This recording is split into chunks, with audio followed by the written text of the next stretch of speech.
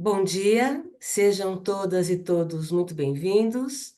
Em nome de nossa diretora executiva nacional, Corinne Fontenelle, que participa de um seminário internacional das câmaras da França, eu agradeço a presença de cada um e cada uma de vocês.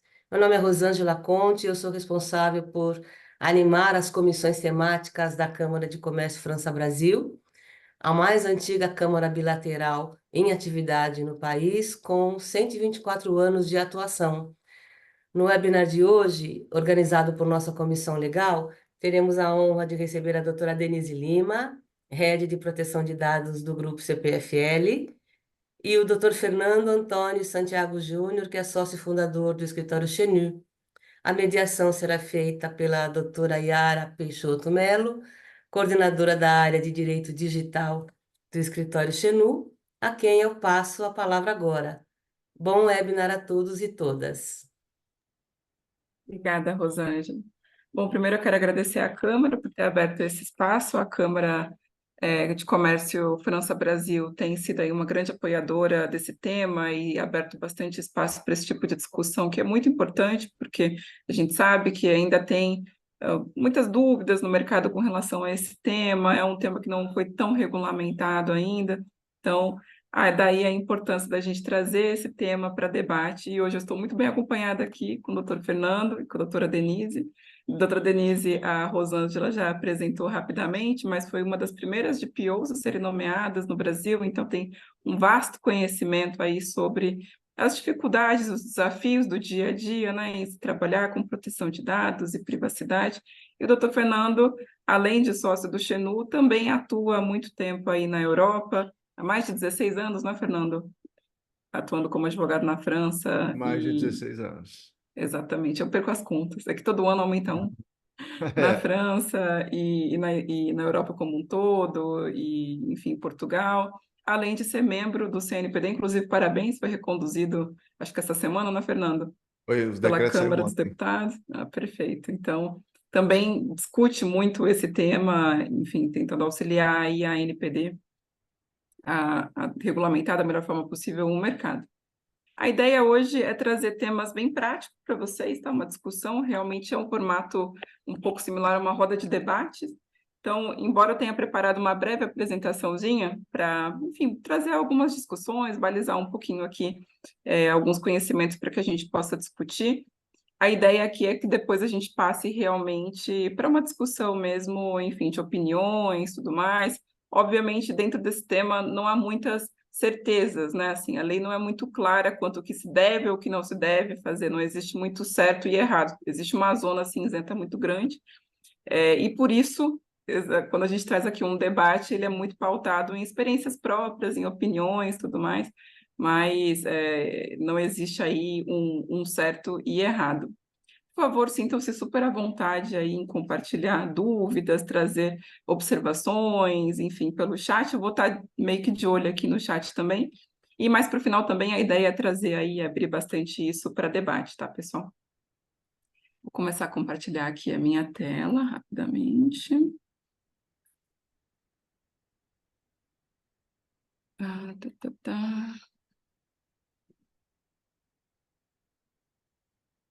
Vai lá, vocês estão conseguindo ver direitinho aí? Sim. Fernando, perfeito.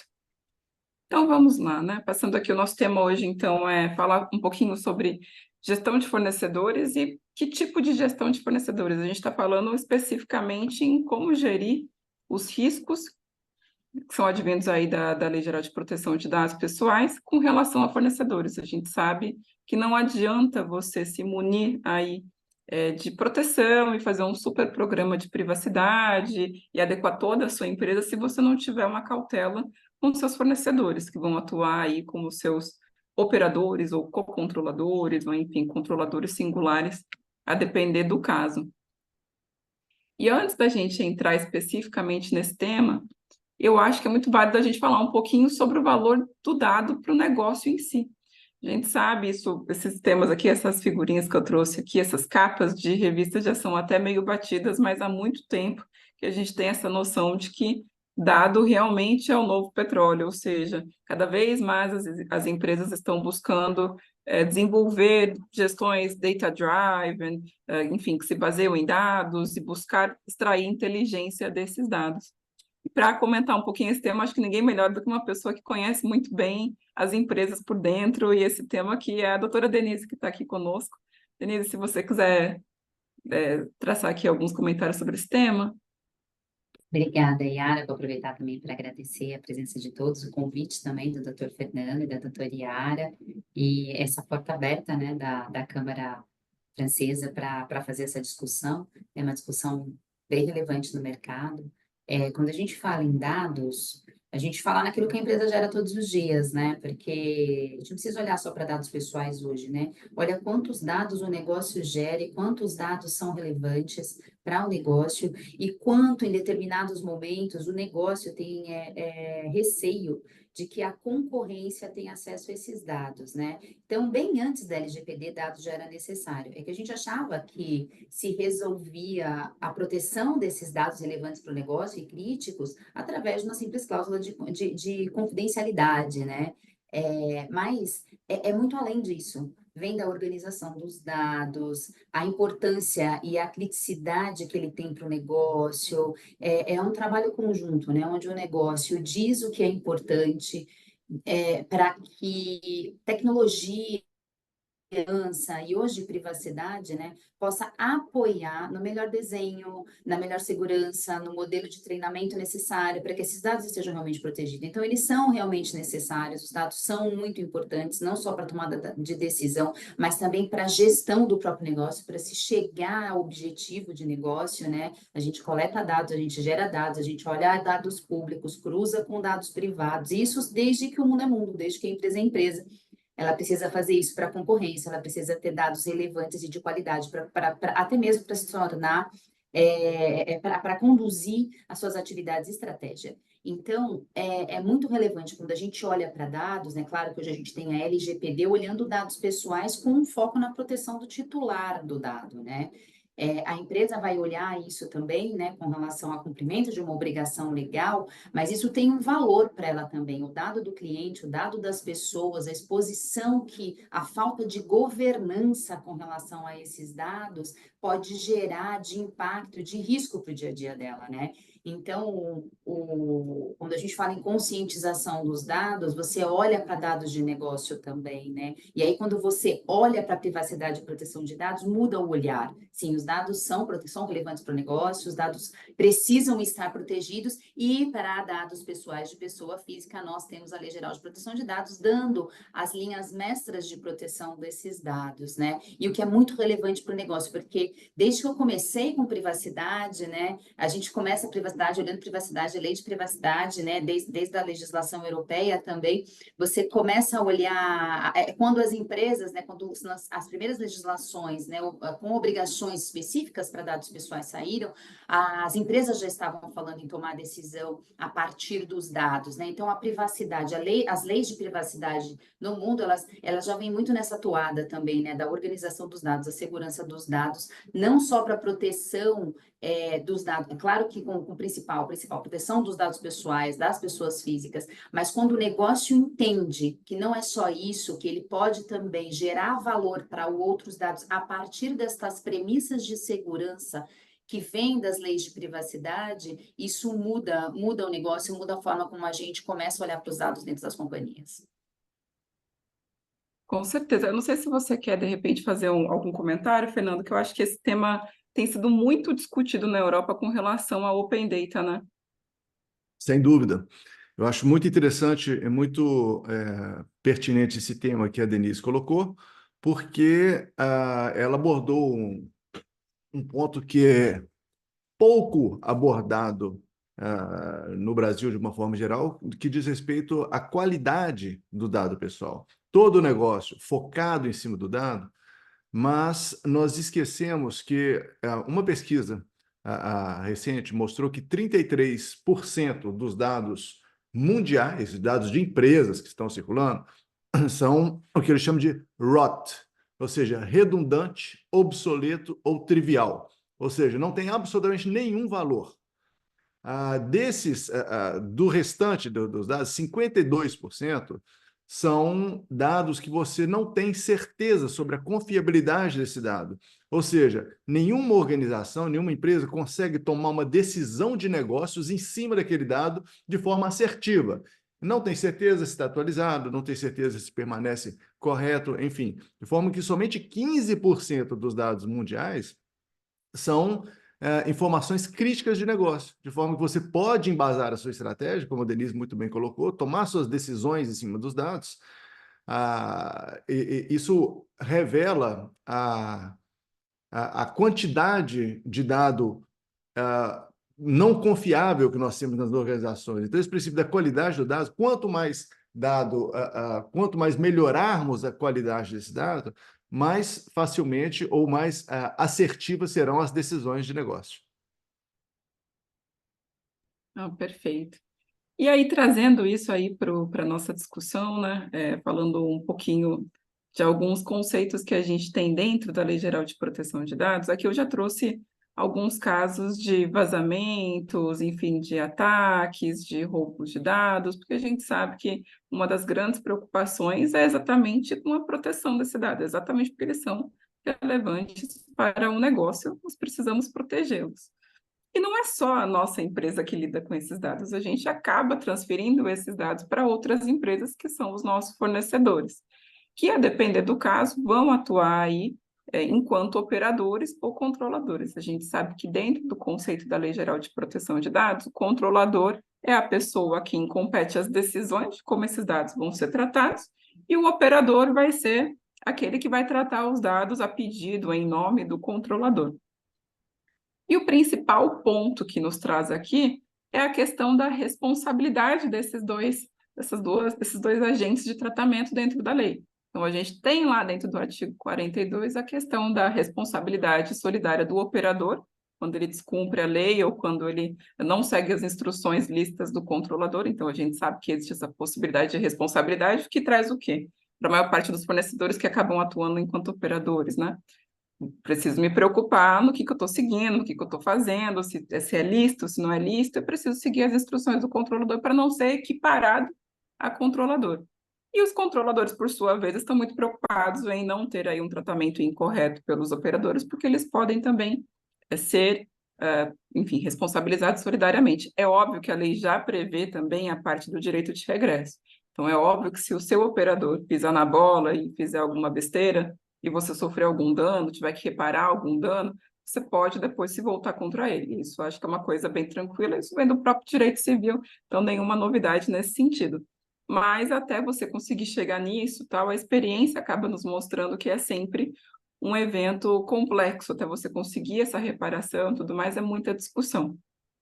Dentro das publicações que a ANPD já nos trouxe, uma das coisas que ela também deixou bem clara é que essa questão da responsabilização solidária do operador, ela é uma exceção. Isso ela traz bem claro dentro do próprio paper que ela soltou sobre agentes de tratamento, tá?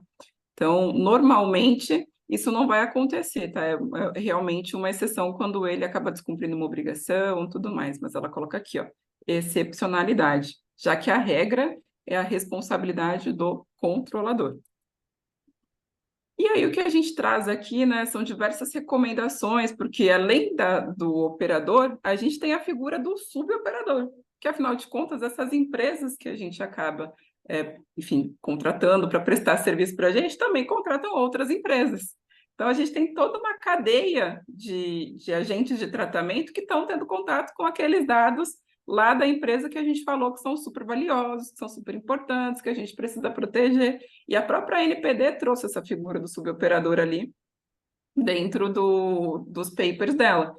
E ela fala assim, poxa, o ideal é que tivesse uma cláusula ali que só pudesse utilizar um suboperador se tiver uma aprovação do controlador, a gente pode colocar isso em contrato, tudo mais. Só que a gente sabe que na prática, né, é muito difícil você operacionalizar isso, né? Porque qualquer empresa aí que vai prestar serviço, enfim, no mercado, acaba utilizando armazenamento em nuvem, acaba utilizando uma série de outros fornecedores que às vezes acaba ficando até complexo você ficar pedindo autorização ali para o controlador, principalmente se você tem uma gama muito grande de clientes. Então, existe uma dificuldade também de conseguir operacionalizar algumas recomendações que a gente tem também, porque no dia a dia é um pouco complexo.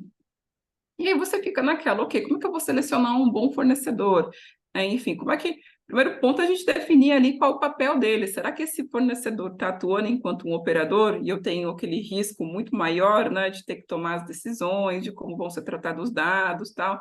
Será que o fato dele ser um controlador singular, então, por exemplo, estou contratando aí uma empresa, enfim, de planos de saúde e tudo mais, que vão tomar decisões também sobre esse dado, me isenta totalmente de responsabilidade? Será que eu posso também ser responsabilizado se tiver, por exemplo, um vazamento e os meus funcionários forem, enfim, prejudicados, enfim? Será que ele implementa medidas de segurança adequadas? O que é adequado enquanto medidas de segurança? Principalmente em um mundo em que o que é adequado do ponto de vista de segurança da informação muda o tempo todo. Será que a gente vai exigir frameworks? Bom, só vou contratar fornecedores que tenham ISO 27701, 27001. Só, enfim, pessoas que tenham NIST. Quando a gente sabe que a média de empresas no Brasil que tem a ISO 27001, que até é uma das mais básicas ali, é uma média de 140, 150 empresas, é mais ou menos em volta disso que esse número oscila dentro anualmente, vamos dizer, né? Que é uma parcela muito pequena do mercado. Então, você fica muito restrito. Então, quando você faz isso, você acaba também deixando à margem diversos fornecedores de empresas que são um pouco menores, que não têm tanto investimento também para conseguir colocar dentro de segurança da informação, porque a gente sabe que algumas soluções são caras, são custosas. Como é que a gente gerencia isso, né? Até onde eu posso questionar esse fornecedor? Então, a gente viu muito no mercado, aí Fernando e Denise e eu vimos muito isso no início, principalmente, quando a lei entrou em vigor, uns formulários, assim, de questionário, que era da NASA, basicamente, assim, sabe? Perguntando de tudo e todos os detalhes e tal. E, ao mesmo tempo, alguns CISOs falando, eu não posso entregar simplesmente a minha política de segurança da informação para todos os clientes que me pedirem, porque ali também tem informações que não devem ser compartilhadas no mercado porque podem trazer uma vulnerabilidade para o negócio também, né? Será que uma mera declaração dele falando, ó, o sistema é seguro, é o suficiente, né? Parecem muitos questionamentos, e como eu disse, não há respostas que sejam certas ou erradas, né? A gente tenta, dentro do mercado, aí chegar dentro de um racional que seja adequado e tentando balizar com o que a própria NPD nos traz. E o que a NPD nos traz, né? Ela tem aí um guia de segurança, enfim, da informação para agentes de tratamento de pequeno porte, lembrando que agente de tratamento de pequeno porte já não tem uma volumetria muito grande de dado, já não tem dado pessoal sensível, já tem uma série de limitações. Então, realmente, aquele é que não vai ter um risco tão elevado. E, mesmo assim, ela impõe uma série de medidas que, às vezes, não são tão fáceis de você encontrar em determinadas empresas, por exemplo. Criptografia, pseudonimização, enfim, diversas coisas ali que, quando a gente olha, realmente são algumas coisas que você fala, bom, isso aqui é o básico, mas mesmo assim, será que eu encontro isso em todos os fornecedores? Será que os meus fornecedores têm condição de trazer isso? Lembrando que, às vezes, a gente vai ter fornecedores em localidades muito pequenas, quando a gente fala de plantas de algumas empresas que estão lá no interior da Bahia. Às vezes, esse tema não é uma coisa que está tão em voga, que está sendo tão discutido naquela cidade ou naquela região. Então, isso acaba trazendo alguns desafios para o mercado. Às vezes, você simplesmente não tem outro fornecedor naquela região que você possa falar, não, nessa região aqui, eu só vou contratar a empresa que tem a ISO. Às vezes, você não vai conseguir contratar ninguém, porque nenhuma vai ter por ali, sabe? A própria questão de gestão de contratos, né? Quando a gente fala ali de... O que a gente vai trazer como gestão de contratos, né? A NPD traz aqui que você tem que ter regras com seus fornecedores, quem é controlador, quem é operador, as obrigações de cada um, tudo mais. Mas isso também varia muito, né? Então, eu já passei muito por situações em que a empresa mal ia ter contato com dado pessoal e recebia também aquela cláusula super pesada, tal, com diversas obrigações, tudo mais, que não era condizente com o caso. Coloca ali um padrãozão e, às vezes, aquilo não é tão adequado para o que você vai enviando. Então, essas próprias cláusulas contratuais acabaram sendo muito discutidas com o tempo e passaram por muitas modificações. Eu já cheguei a ver cláusulas que tinham 5 páginas. 5, 6 páginas só de cláusula de proteção de dados, muito repetitiva, às vezes, repetindo a lei e tudo mais. Então, isso também está ali evoluindo com o mercado e se adaptando pouco a pouco, né? E aí eu acho que é o principal caso, que é o mais dramático, vamos dizer assim, dentro dessa relação entre fornecedor e principalmente operador e controlador, né? Quando você está numa empresa que é a controladora e você tem um fornecedor que atua como seu operador, é o incidente, quando esse operador tem um vazamento de dados, por exemplo, dentro do ambiente dele. E aí ele pega e te notifica, ou você descobre por conta própria, né? Algumas empresas aí que têm o seu próprio monitoramento acabam descobrindo, e aí você que avisa o teu fornecedor e fala, ó, identificamos aqui um vazamento, tal, um grupo de dados aqui que parece que veio da sua empresa, tudo mais, enfim. E aí fica realmente um momento que é muito tenso. Um incidente já é um momento tenso. Quando é um incidente envolvendo um fornecedor, acaba sendo mais tenso ainda. Porque você precisa de uma série de informações para reportar para a NPD que quem vai ter é o seu fornecedor, porque foi dentro do ambiente dele. Então, como é que você faz? Ou você entra dentro do ambiente dele e consegue pegar essas informações, ou você depende dele te passar essas informações. Só que também tem um receio muito grande dele te passar as informações, porque ele também acaba tendo receio de ser responsabilizado, tal, tudo mais. Então, é um momento um pouco tenso. O ideal seria que as partes colaborassem nesse momento para chegar na melhor, enfim, resolução do caso, mitigar o máximo possível esses danos aí para os titulares, mas a gente sabe que sempre é complexo esse momento, né? E agora, com essa recente regulamentação nova sobre comunicação de incidentes, né, que saiu em abril desse ano aqui, que a NPD publicou, a gente já tem aí a obrigação de identificar o operador também. Então, hoje em dia a gente indica ali também para a NPD e tudo mais, enfim, qual que é o operador que estava envolvido, se aplicável, né, se for um incidente que envolva aí um operador também. Mas não se enganem, tá? Porque, assim, das experiências que nós já tivemos aqui no escritório, pelo menos a NPD, ela vai fazer as perguntas para o controlador, assim, por mais que o operador também esteja envolvido dentro do processo administrativo, normalmente ela vai perguntar para o controlador no sentido de que, olha, você é o principal responsável, você tem que obter essas respostas com o seu operador e me trazer. Mas, assim, o pedido é direcionado para o controlador. E às vezes você fica até numa situação complexa porque você não consegue responder exatamente porque você depende do teu operador te passar aquela informação, que é uma informação extremamente técnica, depende do caso, né? Aqui eu trouxe só uma estimativa, tá, de custo de incidente, porque esse também é um ponto.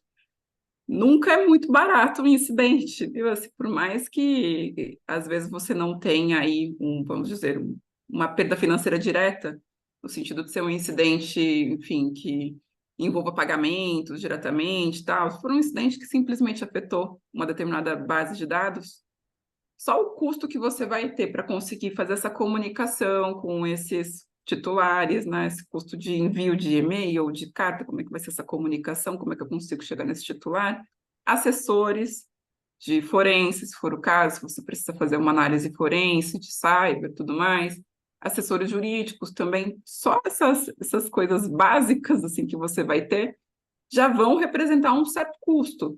Então, também é um ponto interessante, porque às vezes a gente vê alguns contratos de valor baixo, com limitação de responsabilidade, mas que o risco é gigantesco para a empresa, em termos de proteção de dados e de possibilidade de incidente. Então, e quando você tem um incidente, novamente, você acaba tendo esse custo, e às vezes você tem uma limitação, e aí mesmo tendo direito de regresso, às vezes você não vai conseguir recuperar muita coisa e vai ter aí um prejuízo. Mas, assim, muitas empresas também, e o mercado, ele acaba aprendendo com alguns tombos, né, o que é normal. Então, a gente vê, assim, esses gráficos que são muito divulgados de custo de cybercrime, mas às vezes não pensa como é que vai ser na realidade mesmo, né? Na realidade mesmo é mais ou menos do jeito que eu escrevi aqui um pouquinho para vocês, tá? E aí, assim, algumas lições aprendidas, né, lessons learned desse período que a gente já passou. A gente já vem aí trabalhando com a LGPD há um certo tempo, né? Então o mercado já passou por diversas discussões, idas e vindas e altos e baixos.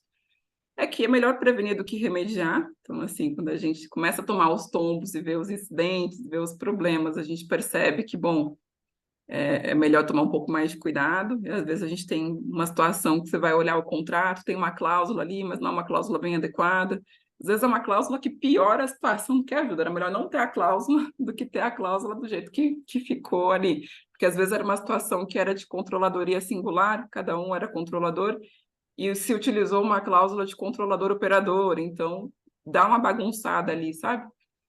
Que uma postura colaborativa, às vezes, é muito mais eficiente, porque às vezes também vira um cabo de guerra, né? Assim, você vira um cabo de guerra com o seu fornecedor. Então, eu quero tal cláusula, a cláusula que é boa é a minha, não aceito, tá? Bota a limitação, tira a limitação, bota isso, tira aquilo, tá? Você vira um cabo de guerra, sabe? Ou então falar, não quero mais nenhum fornecedor que não tenha isso, tá? Você acaba eliminando também uma parcela aí de fornecedores indevidamente. E o principal é que é preciso manter um processo que possibilite manter uma segurança e um conforto com relação a essa relação da empresa com operadores e com suboperadores e com fornecedores em geral, né? Assim, não podemos negligenciar isso, achar que coloquei lá um clausulado, passei um clausulado para o jurídico e agora está tudo certo, acabou, meu problema acabou aqui, vida que segue, não vou mais olhar para isso, não me preocupo com isso e seja o que Deus quiser. É melhor a gente olhar para esse processo com um pouco mais de cautela, né? Assim como a gente olha para os nossos processos internos para cyber e tudo mais, com relação à segurança dentro de casa. Então, eu trouxe essa discussão aqui já para preparar vocês que estão aqui com a gente. A gente já está oscilando entre 50, passa um pouco de 50 pessoas que estão nos assistindo agora, nessa sexta-feira de inverno, para discutir sobre esse tema. Trazer aqui um pouquinho dos desafios que a gente tem. Não trouxe muitas respostas, mas trouxe mais perguntas, porque a ideia agora é abrir para esse debate com essas duas feras que estão aqui comigo, Denise e Fernando, para ver o que a gente consegue, enfim, como é que a gente consegue atuar nesse mercado, né? E eu já quero provocar aqui a doutora Denise, que, enfim, como uma das primeiras GPOs aí que foram nomeadas no Brasil e atua aí com muitos fornecedores no seu dia a dia, eu tenho certeza que isso já ocupou muito a sua pauta, né, Denise? Então, eu acho que vale a pena a gente escutar um pouquinho o que você acha que são os principais desafios, tal, com relação a esse tema hoje no mercado. Legal, obrigada, Yara, pela pergunta. De fato, fornecedores sempre foi uma dor, né? Quando você olha as empresas, principalmente as maiores, elas já têm o cuidado e a maturidade em segurança da informação que dão para o seu dia a dia, né? Até porque a segurança da informação sempre foi um tema mais antigo, na realidade, um tema mais maduro nas empresas.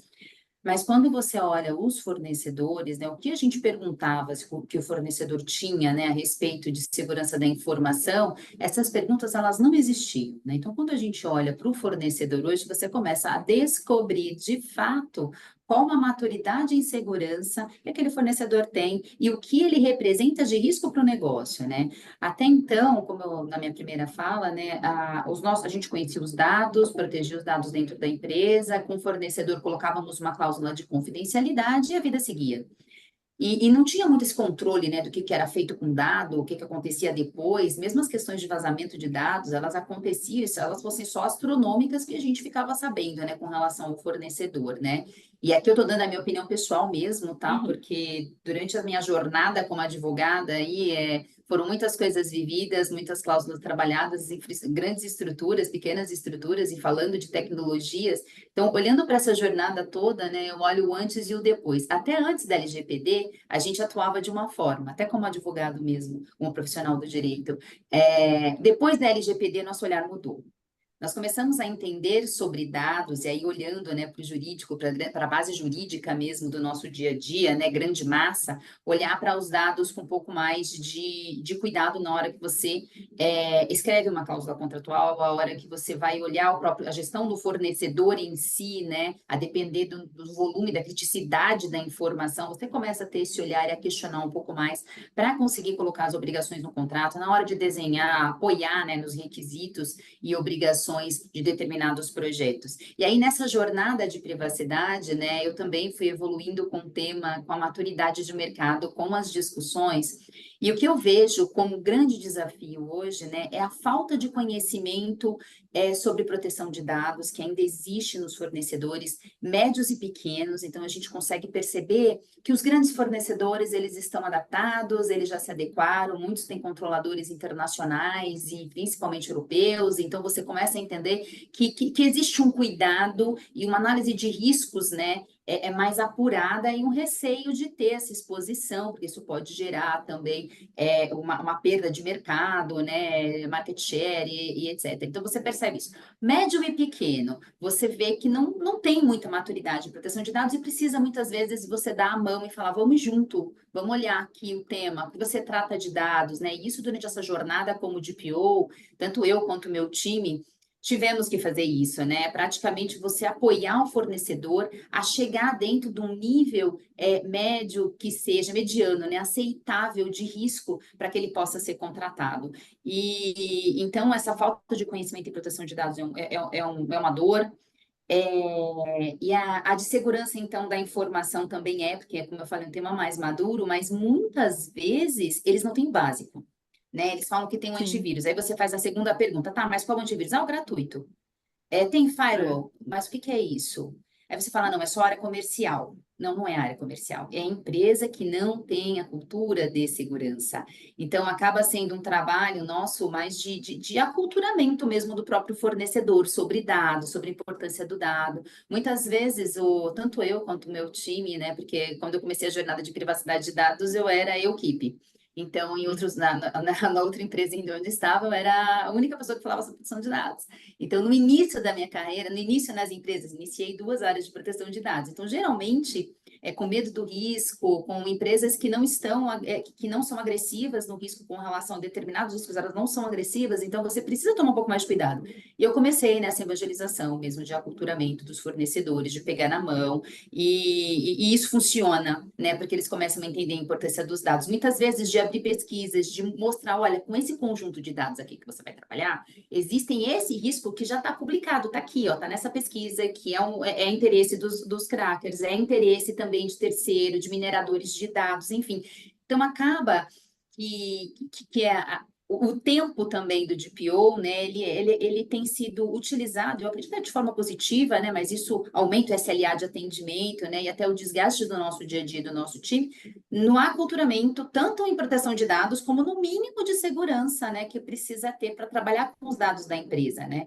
E aí, o que eu acho bastante curioso é que a gente precisa ter, até como DPO mesmo, essa sensibilidade, né, com relação ao conjunto de dados que vai ser tratado para fazer as exigências, né, até para avaliar o fornecedor, né, porque eles têm dificuldades de preencher a avaliação de fornecedores. Realmente, eu também, Yara, fui daquele tipo que fazia 65 perguntas no início, para passar pela avaliação de privacidade que nós construímos no mercado lá no começo, era realmente um desafio. Então, a gente foi também aprendendo aí, né, com o tempo, né, como é que fazia aquilo, o que importava de fato, né? Porque daí vem a pergunta, né, olhando para o risco, olhando para a LGPD, qual que é a expectativa que se tem de um fornecedor no nível 0 de regra, 0 de maturidade e segurança da informação, nada de conhecimento da importância dos dados, como é que você faz, né? Aí vem muito do entendimento do conjunto de dados trabalhado, da forma como você trata os dados dentro de casa, do que você tem dentro de casa para o que você vai exigir do seu fornecedor. Então, vem muito dessa acurácia interna, né? Do que eu quero, de onde eu estou e onde eu quero chegar. E da importância que o fornecedor tem para a gente, né? Porque tem uma outra dor aqui, né? Além de toda essa curva de aprendizado do modelo, enfim, da ausência de alguns conhecimentos, é também que em determinados lugares você não tem mais de um fornecedor para trabalhar. Aquele fornecedor é pequeno, não tem capital para investir em privacidade e segurança num prazo muito curto para te atender. E aí vem toda a importância, né, de conhecer o fornecedor, de ter diálogo com o fornecedor, de subir para quem tem a caneta mesmo para tomar o risco ou para falar, não, vamos junto, vamos auxiliar. Como é que a gente consegue mitigar os riscos e até quais riscos eu consigo mitigar, né? Porque aí eu olhar para dentro de casa e entender o que você tem dentro do seu parque tecnológico, em termos de processo, que você pode auxiliar o seu fornecedor para que você possa continuar trabalhando com ele. e mesmo assim equilibrar o risco, porque o risco do fornecedor, ele vem para a operação. E hoje, como DPO, você olha lá para o seu mapa, né, de registro de atividades de tratamento, a depender do fornecedor que tem ali, aquilo sensibiliza o risco de privacidade. Então, você torna aquele risco daquela área, daquela diretoria, e o owner precisa ser reportado também com relação àquela situação.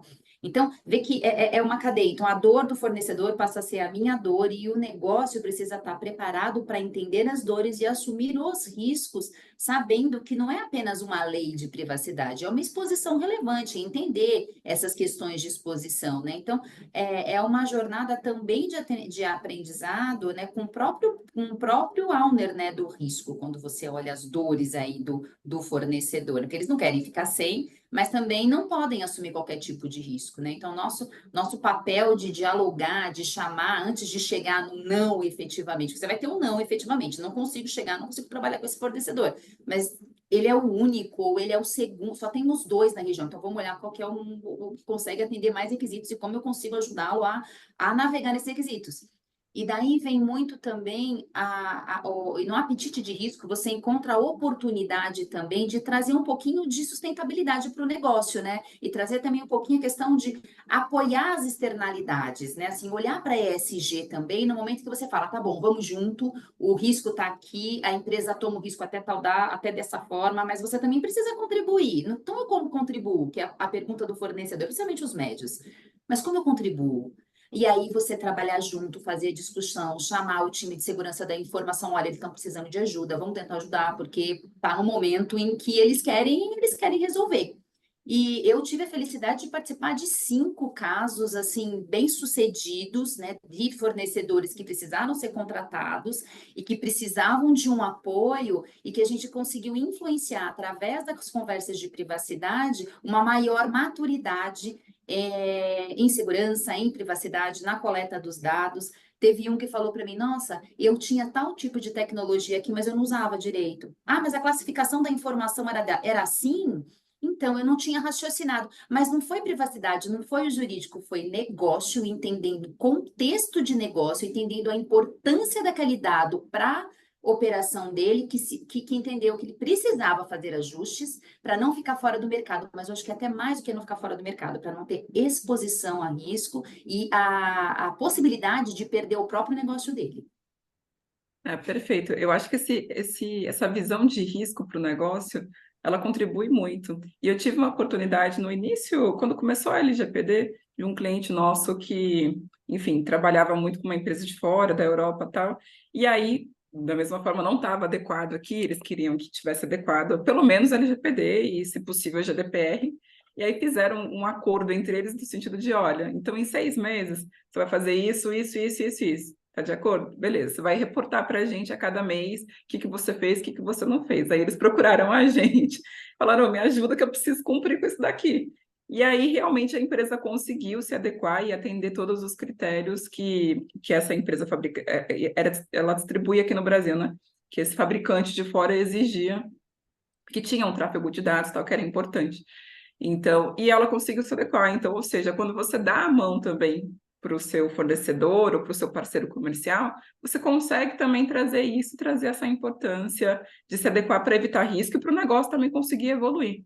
Fernando, olhando um pouquinho para o cenário europeu, que a gente sempre tem a expectativa de que esteja mais maduro, afinal de contas, o GDPR, que começou, tal, tudo mais, a gente se inspirou muito no GDPR.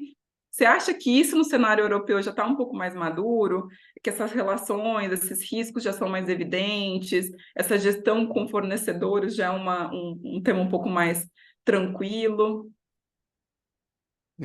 Não.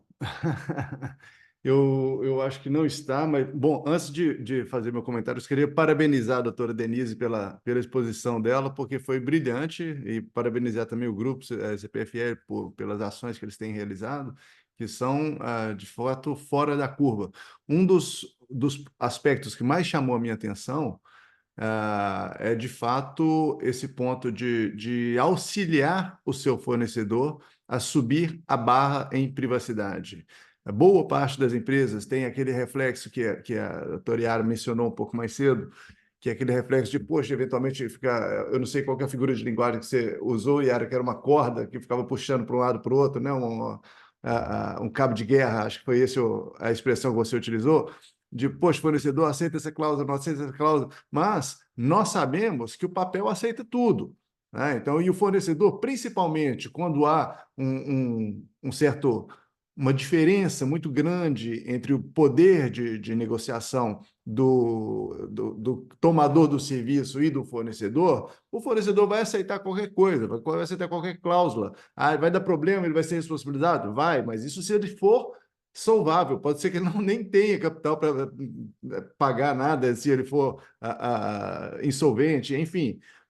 E essa postura de auxiliar o fornecedor a subir o seu grau de conformidade com a lei é algo extremamente louvável e que eu gostaria de ver aplicável em mais empresas por aí. Tá? Acho que as pessoas têm sempre um pouco de receio ou gostam de, né, impor as ações ao fornecedor, e nós sabemos que, de fato, o fornecedor, como você mesmo mencionou, diversas vezes, ou ele não sabe, ou ele não consegue, ou ele tem restrições de prazo que você pode eventualmente jogar com esse prazo, tudo bem, agora não, mas, poxa, daqui a 6 meses, então, vamos fazer um passo, daqui a não sei quanto tempo vamos fazer um passo, enfim, é muito interessante, tá? Eu já poderia sair desse seminário aqui feliz e satisfeito com essa informação, para mim já valeu, já ganhei o dia.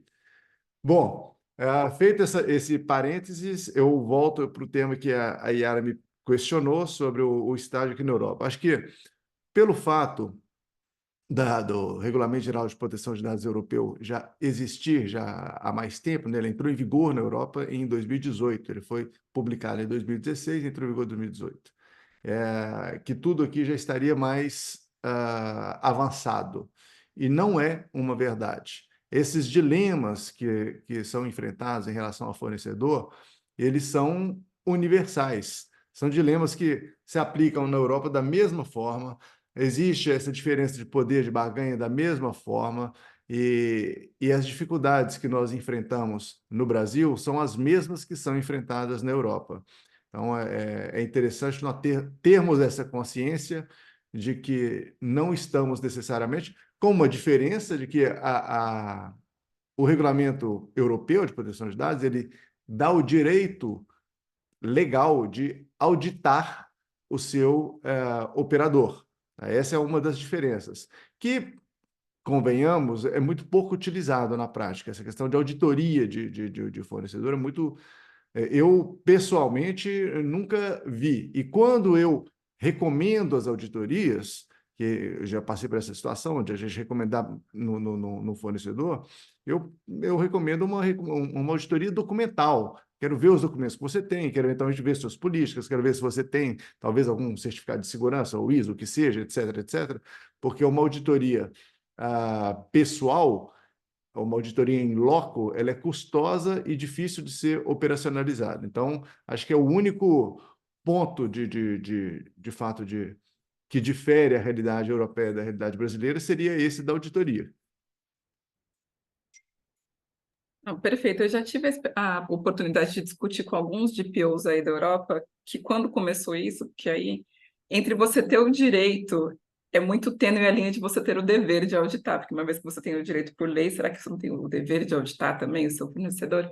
E eu lembro de uma DPO que falou, olha, o volume era muito grande, eu ia ter que ter uma equipe só para receber auditoria, então a gente está colocando em contrato que essas auditorias têm que acontecer de tanto em tanto tempo e em tal período, porque assim, pelo menos eu concentro todo mundo e atendo de uma vez, porque senão estava dificultando a operação, sabe? Mas em termos de segurança da informação especificamente, porque o que a lei traz ela é muito ampla, né? Ela fala de medidas de segurança técnicas e administrativas adequadas. Eu até entendo essa redação da lei, porque se você traz uma coisa super específica, ela fica rapidamente obsoleta. Ao mesmo tempo, você fica pensando o que é adequado aqui, né? Então, e aí você olha para aquele checklist, que foi o que eu trouxe, e fala, bom, então eu vou exigir isso aqui de todos os meus fornecedores. E aí eu queria escutar aí um pouquinho da Denise e depois do Fernando, se vocês acham que as empresas no cenário brasileiro, será que elas têm condições de atender aquele mínimo que a NPD traz, ou será que a gente precisa trabalhar um pouco mais no sentido de, não sei, conscientizá-las de que elas precisam atender aquilo? Qual a visão particular de vocês, né? Assim, a opinião mesmo.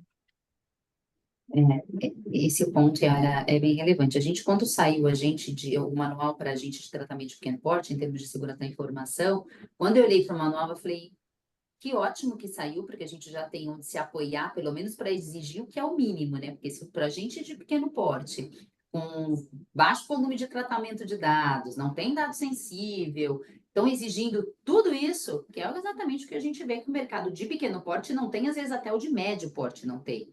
Tudo aquilo, todos aqueles requisitos passados pela NPD, né, para a gente de tratamento de pequeno porte, eles são requisitos que empresas grandes possuem, né? Umas têm bem mais do que aquilo, mas aqueles, o mínimo, eu vou encontrar nas grandes, parcialmente nas médias. Mas aí eu me pergunto, né?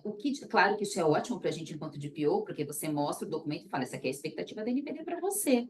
E a gente precisa chegar nisso, porque eu não posso também mudar, né, a regra do jogo. Se essa é a expectativa do meu regulador, eu preciso incentivar para que o fornecedor e até compartilhar esse tema com o time interno, com o negócio, que é quem contrata, e dizer, olha, esse fornecedor, ele foi reprovado porque não tem o mínimo. E o volume de tratamento de dados que ele processa é esse, ele não é nem um agente de pequeno porte, e ele não tem o mínimo para trabalhar. Então, eu não tenho condição de seguir com ele. Então, esse fornecedor que não tem o mínimo para ser atendido, né, que não consegue cumprir com as regras que o meu regulador diz que precisa cumprir, ele precisa ser visto com outros olhos. E aí, a contratação de um fornecedor dele, ela é realmente bastante de risco, né? E ter o olhar do conjunto de dados, e aí começa a análise de risco mesmo, até para chegar nesse nível, né, Fernando, que a gente fala de poder assumir um fornecedor, porque ele é essencial para o negócio, né? Todas as vezes que a gente está de frente com uma situação onde o fornecedor é essencial para aquele negócio e não tem outro para contratar, ou o outro também está em igualdade de condições com aquele em termos de privacidade e proteção de dados. Às vezes ele cumpriu com todas as outras regras, mas essa daí ficou de fora. Dependendo do tipo de serviço que ele faz, tipo, conjunto de dados, a relevância que isso tem com relação ao negócio e o risco que ele gera para a operação em privacidade e proteção de dados e para o titular do dado, né, que daí já entra a regra, né, que parâmetro, às vezes, que na minha opinião pessoal, né, eu tenho um parâmetro da regra de vazamento de dados colocada pela NPD de quando eu tenho que avisar. Quando eu olho para aquilo lá, a gente começa a conversa mais granular, porque não adianta, tá dado. Hoje todos trabalham, mais de 99% dos dados de uma empresa estão em sistemas. Ponto. Você tem uma parcela deles em documentos impressos e físicos, que nem precisava ter documento impresso no dia a dia, mas eles existem, mas de verdade a exposição para exfiltração de massa de dados está em sistemas.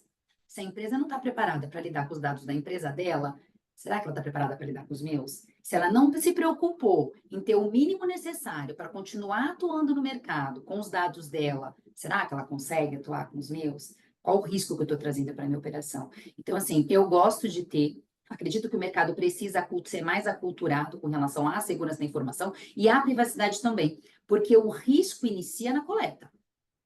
Você tem que olhar a coleta, você tem que olhar a minimização, tem que olhar se é necessário, não adianta coletar tudo porque eu quero coletar, deixar um monte de dado lá, que uma vez, acho que até foi parafraseando aqui o Fernando, lixo tóxico, né? Dentro da empresa, com aquele monte de dado que não é utilizado, que não tem governança, que não tem uma arquitetura adequada, um monte de tabela jogada em vários lugares, guardar salva dentro de um computador, que depois esse computador, vamos descartar porque ele se tornou obsoleto, eu jogo lá do lado, entrego para alguém, não faço a limpeza de máquina, não descarto o hardware de forma correta. Então, assim, existem algumas coisas que são aculturamento em segurança da informação, aculturamento em privacidade. Olhando para o ciclo de vida do dado. E aí o ciclo de vida do dado é dado pessoal, é dado de negócio, é ciclo de vida. Então, quando você olha para o ciclo de vida do dado, o problema começa na coleta. Ele vai crescendo à medida que você vai replicando informação para trabalhar em outras tabelas. Aí ele vai piorando quando você começa a compartilhar sem ter um contexto adequado, ou um modelo adequado, ou com segurança, né? De forma segura. Aí depois você armazena em qualquer lugar ou armazena em vários lugares diferentes. Então, percebe que a questão da privacidade do dado, da confidencialidade da informação, do dado restrito, é muito relevante você pensar no começo. Então, eu iria muito hoje, quando eu penso em um fornecedor seguro para compartilhar os dados, para trabalhar os dados olhando para a privacidade, eu entendo que o mercado precisa trabalhar num aculturamento desses fornecedores com relação à coleta e com relação à segurança da informação, né? Acho que é da origem, a constituição da base de dados, aí você passa pela arquitetura dessa base de dados, olha tecnologias, a cultura em poucas frentes. E hoje a gente tem tantos materiais bons no mercado já prontos, né, que a gente pode até, como DPO, até num relatório de avaliação de fornecedores, incentivar esse aculturamento, né? Olha, pesquisa aqui ou ali, tem material aqui ou lá que você pode se atualizar, porque às vezes ele não vai ser aceito mesmo. Ele não vai ser aceito, mas ele pode se preparar para o próximo bid. E eu acho que essa tem sido a nossa grande função como DPO no mercado, que é você incentivar para que continue a concorrência. Gente, a concorrência é excelente, a gente não pode tirar os pequenos do mercado, mas a gente pode, como DPO, como profissional, não só na bandeira da empresa, mas no nosso dia a dia, incentivar para que eles se aculturem, dar o caminho, né? Não dizendo, você precisa ter esse requisito, aquele requisito, usar essa tecnologia. Não, você não conhece o parque tecnológico dele. Mas você pode incentivá-lo a ter o mínimo para que o negócio dele esteja bem empacotado, esteja seguro, para que ele entenda a privacidade e comece a trabalhar com isso já, by design, nos novos contratações, nos novos modelos, olhar o negócio dele com cuidado. Perfeito. E aí eu vou até aproveitar e trazer aqui uma pergunta da Bruna, que eu queria tua ajuda para responder, Fernando, aqui. Ela diz o seguinte: quando um banco envia um formulário dentro do contexto de Know Your Supply, que basicamente é um formulário para conhecer o seu fornecedor, né? Para o contato comercial de um fornecedor ou business partner, para que seja completado por representante legal da empresa, com alguns dados pessoais básicos, como, por exemplo, o nome, CPF, data de nascimento, nacionalidade, país de residência dos sócios, da empresa, dos senior managers, UBO, tudo mais da empresa, para serem utilizados para screening de sanções, mídia negativa, pessoa politicamente exposta, sendo esses screenings exigidos por algumas regulamentações específicas, aqui a gente está falando de banco, né? Ainda assim, deve o banco assegurar que aqueles indivíduos deram, por exemplo, um consentimento para que o representante legal da empresa compartilhe esses dados pessoais nesses formulários para aquele propósito, né? Quais são as recomendações aí para empresas que passam por esse tipo de avaliação de Know Your Supply? Aqui entra um pouco também de compliance, né? Se você puder dar uma visão para a gente, Fernando, eu sei que esse tema está evoluindo muito na Europa também, né? Esse é um tema cada vez mais solicitado, porque principalmente essas regras bancárias, né, elas estão cada vez mais exigentes, visando sanar a lavagem de dinheiro, lavagem de diversas regras ou diversas exigências legais. Mas, especificamente no que diz respeito a essa pergunta, a resposta é não. Não precisa exigir esse consentimento, uma vez que, como foi mesmo mencionado por você, ele executa essas ações por exigências regulatórias. A partir do momento onde há uma exigência regulatória que embasa esse tipo de questionamento, você está dispensado do consentimento. Ademais, seria muito complexo, né, você tratar esse tipo de questão com consentimento. Caso não houvesse a restrição legal, né, a exigência regulatória, ainda assim a base legal seria outra, seria talvez o interesse legítimo, ou até uma fase pré-contratual, né, para que você possa celebrar o contrato com seu fornecedor, você precisa coletar aqueles dados pessoais. E sempre temos que ter em mente também que, claro, são dados pessoais, não tem a mínima dúvida, tá? Ultimate Beneficial Owners, você está querendo chegar na pessoa física, dados do representante legal, você está tratando a pessoa física. Mas o que está por trás disso tudo é uma economia global de negócios, é B2B que está sendo analisado. O dado pessoal ele está ali quase que por acidente, né? Na verdade, a relação ela é entre empresas. Então, fazendo curto uma longa história, na verdade, não precisa ter o consentimento. E minha recomendação para isso é simplesmente se livrar dessa quantidade de informação, se circular por você, circular pela sua empresa, o mais rápido possível, porque num contexto de Know Your Supplier, em que você tem que entregar, disponibilizar para um banco determinado um volume de informação pessoal relativamente importante, você armazenar isso aí só pode te trazer risco. Não vai te trazer absolutamente nenhum benefício. Então, assim que você entregar ou passar e devolver para o banco, minha recomendação é elimine, delete, porque o, o dado pessoal é um ativo, né? Foi visto aí que as maiores empresas do mundo, elas têm um modelo de negócio focado em dados pessoais. E quem conhece contabilidade sabe que do outro lado do ativo você tem um passivo. Então, nesse contexto, se você não tem absolutamente nada a ganhar com esse dado, você só tem um passivo a perder. Então, elimine. E aí, aproveitando também essa tendência de mercado, né? A gente tem visto aí em algumas RFPs e até algumas licitações, algumas exigências de seguro de cyber. E para quem conhece um pouquinho o mercado de seguro de cyber, sabe que no início teve um grande boom, muitas seguradoras criaram esse produto, depois teve uma retração, poucas seguradoras mantiveram esse produto. E existe também uma dificuldade até de algumas empresas de conseguir fazer o seguro, porque quando você vai passar pela avaliação de risco, a seguradora acaba não querendo te contratar. E é óbvio também que eu não estou falando aqui de serviços que envolvam um pouco os dados pessoais, a gente está falando de serviços também que são um pouco mais, enfim, complexos, porque envolve uma volumetria muito grande de dados, por isso que existe essa exigência. Vocês acham que isso é uma tendência de mercado? Ou vocês acham que a gente tende a caminhar aí para uma não exigência, ou para uma exigência no sentido de que a maior parte das empresas vão ter esse tipo de seguro, como, por exemplo, o de responsabilidade civil, já é uma coisa um pouco mais comum da gente encontrar nas empresas, né? Agora, o de cyber não é tão comum assim. Começar aí pela Denise, depois do Fernando. Eu entendo que o seguro cyber, ele é excelente, mas eu confesso que das análises que eu tenho feito, eu não encontro em muitas empresas, tá? Não é uma coisa comum mesmo.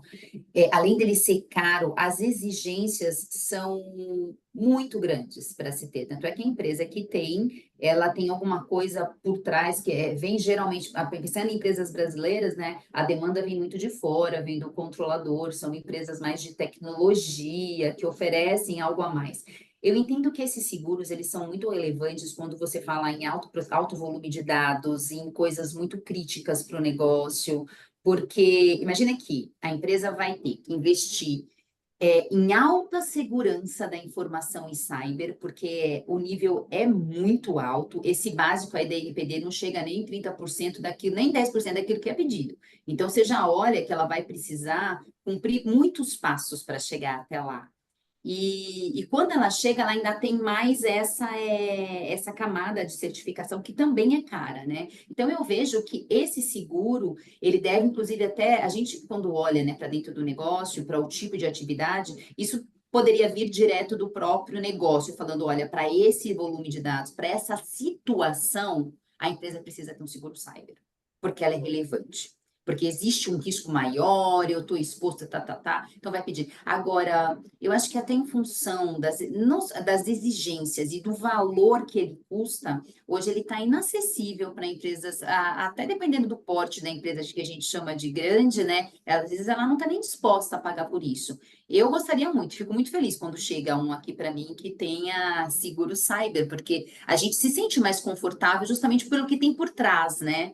Da mesma forma como chega um certificado ISO, ou NIST, mas na realidade a certificação não tem um peso tão grande quanto tem quando você olha, não, essa empresa tem um seguro cyber, ela passou por uma auditoria para conseguir ter esse seguro também, existe validação técnica daquilo que foi implementado, mas eu acho que a gente precisa evoluir mais em termos de seguro, para que ele seja acessível para todas as empresas que estiverem dispostas, que tenham um risco que justifique ter esse seguro e que isso vai ser sim um diferencial de mercado para as empresas, com certeza.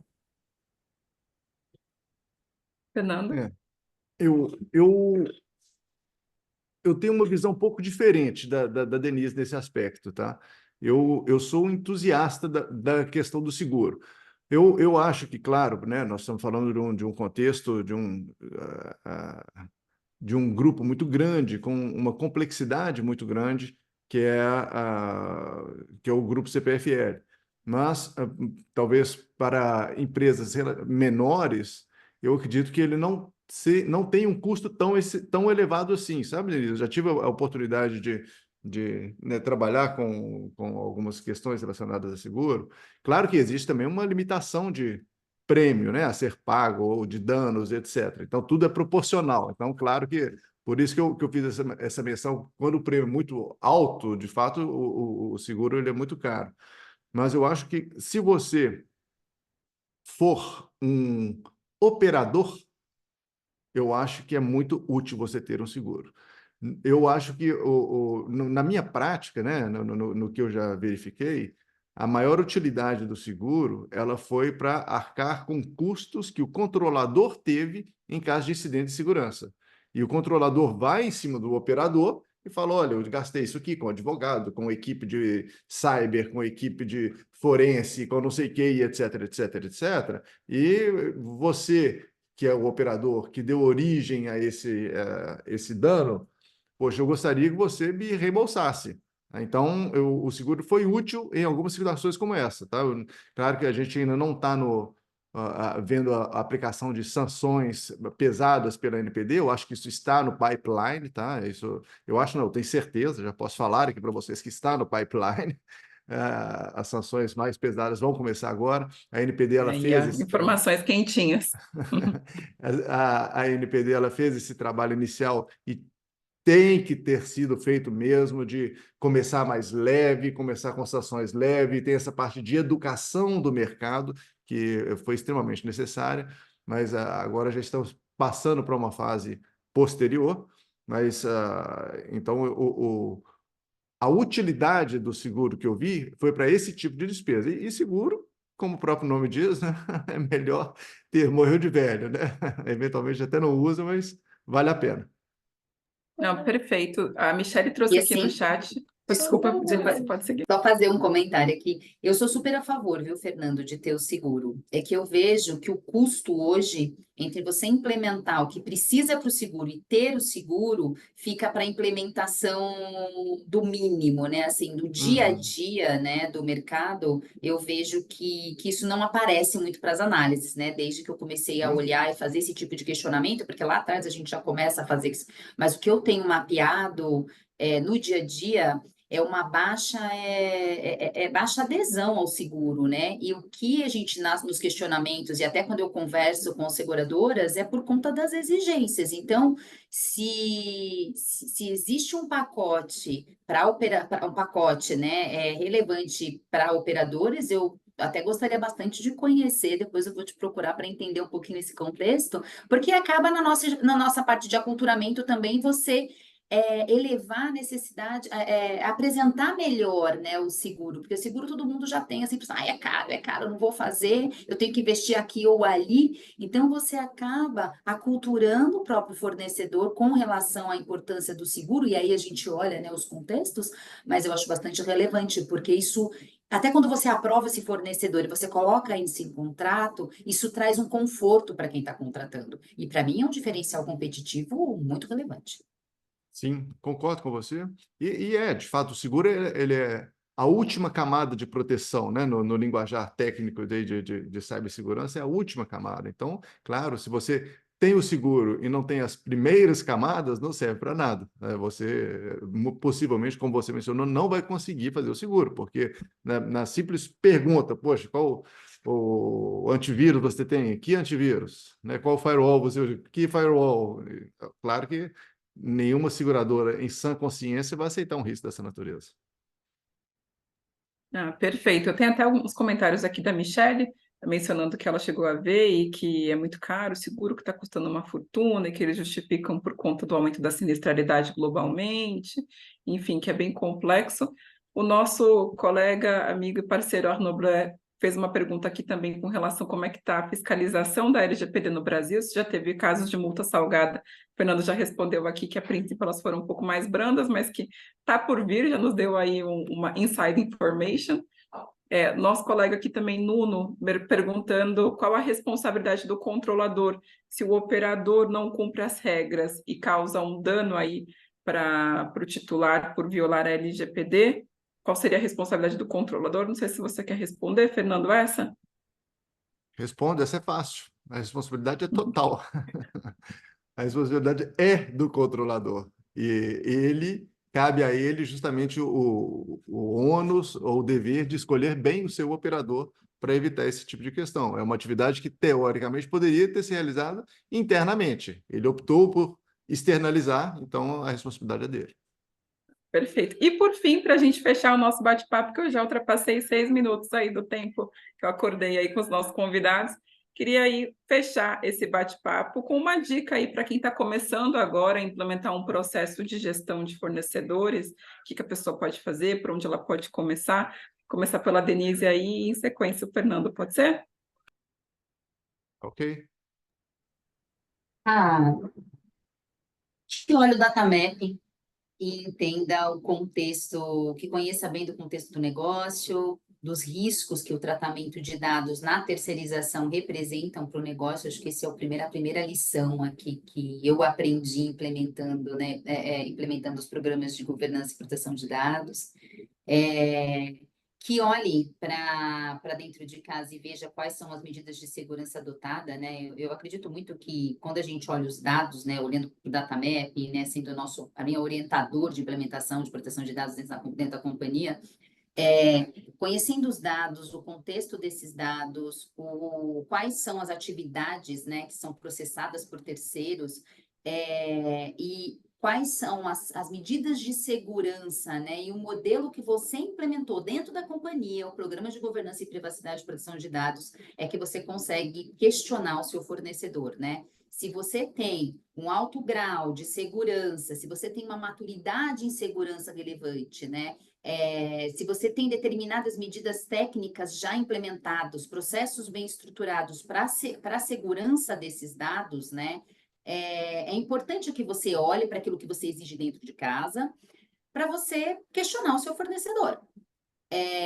Porque o risco que o fornecedor traz para o negócio, ele vai minar aquilo que você desenhou mesmo em termos de segurança, a expectativa que a companhia já traçou em termos de risco para o processamento desses dados. Ela entende do dado, ela sabe que ele é importante, é tão importante que ela traçou um plano de segurança, uma política de segurança de informação X, medida de segurança Y, gestão de acesso travada, ninguém tem acesso a isso, não tem acesso àquilo, não pode replicar dados, não pode guardar dados em tal lugar, tem classificação de informação já bem estruturada. Então, eu entendo que esses parâmetros de segurança, né, e de riscos traçados na implementação do programa de privacidade, proteção de dados e de segurança da informação, eles têm que ser levados à medida que você avalia o seu fornecedor. É fácil? Não, é péssimo, difícil, até de fazer esse exercício. Mas eu acho que é um bom guidance para iniciar essa jornada. E aí você desenha o questionário, porque como a Yara já bem disse,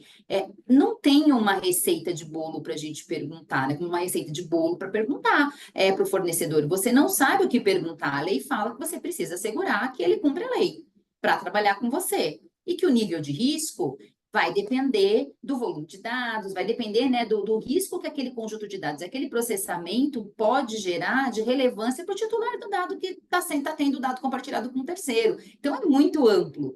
Então, eu vejo que esse é um bom começo, é olhar para dentro, entender o contexto de risco que a empresa, o apetite de risco que a empresa tem para processamento de dados e para privacidade. E em cima desse contexto, você traça a avaliação de privacidade, porque ela precisa combinar, o contexto interno tem que combinar com o externo, para que a gente não tenha uma falsa noção de proteção dos dados pessoais da empresa, né? Porque está protegido aqui dentro, mas e para fora? Né? Fora é que está o maior risco, né? Acho que a Yara trouxe uma vez uma das conversas aqui no momento de adequação de fornecedores, que ela trouxe, né? O cenário de risco de vazamento de dados, muitas vezes, não está no controlador, está no operador, que é o menor. Então, daí que vem a nossa exposição a risco de dados está, em sua grande maioria, não que as empresas estejam blindadas porque elas são adequadas e têm segurança da informação implementada em cyber, mas elas não estão blindadas porque elas são o alvo, mas elas conseguem monitorar e se proteger e criar um racional de defesa mostrando que ela também é vítima de uma situação global. Agora, o fornecedor, Será que ele consegue? E como é que a gente vai navegar nesse cenário? Então, eu deixo isso aí como um guidance que tem sido um orientador, né, das implementações que eu tenho pensado, que eu tenho feito nas conversas com colegas também. A gente vê isso como bastante relevante. Eu diria, no contexto que você colocou, Yara, de quem está, né, começando a tratar esse tema, eu acho que eu daria duas recomendações, porque acho que fica mais fácil de seguir, né?